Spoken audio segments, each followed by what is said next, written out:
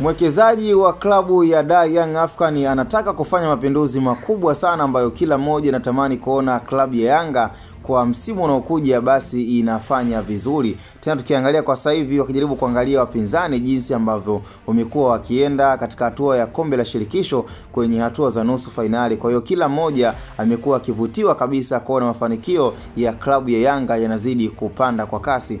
Mpaka sasa hivi klabu ya Yanga kwenye renki za CAF ni kwamba ipo kwenye nafasi ya 11. Kwa hiyo hii ni nzuri, na ukiangalia kabisa kwamba walikuwa kwenye nafasi ya 13, lakini kwa this time tayari wamepiga hatua. Sasa kwenye sakata na issue ya Henock Inonga Baka ambao kwa sasa hivi inakadiriwa kwamba huenda kukawa na asilimia kubwa za Henock Inonga Baka kurejea katika ligi ya Tanzania. Ikumbuki kwamba alisha kuchezea kwenye klabu ya Simba, licha kwamba naweza nikasema kwamba mwamba bwana hana bahati, na hii amekuwa akipishana gari la mshahara.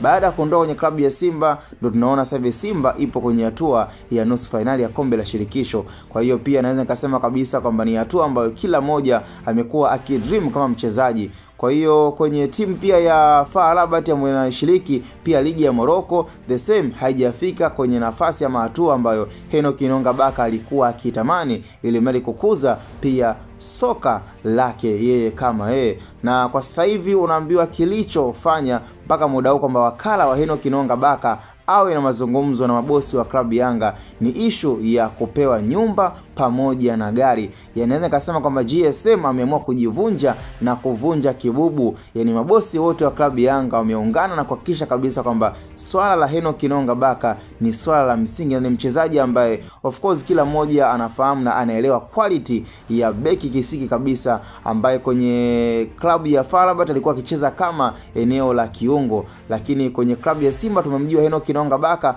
akiwa kwenye uwezo na quality bora kabisa akiwa kama beki. Kwa hiyo katika engo hiyo naweza nikasema kwamba endapo wakafanikisha dili hili la kuweza kumpa nyumba na gari na kuhakikisha kabisa kwamba unatengeneza mazingira mazuri ya kumpa ile pesa na mshahara wa kutosha, basi Henock Inonga Baka atakuwa na wakati mzuri na wakati bora katika klabu ya Yanga. Lakini mpaka sasa hivi tetesi za usajili na kile kinachoendelea kutaradadi kabisa katika engo ya soka na pia usajili wa kimataifa, basi ni kuhusiana na Henock Inonga Baka kutua ndani ya uzi wa wananchi. Cha msingi kama kawaida, tukutane kwenye comment kwa ushauri na maoni zaidi.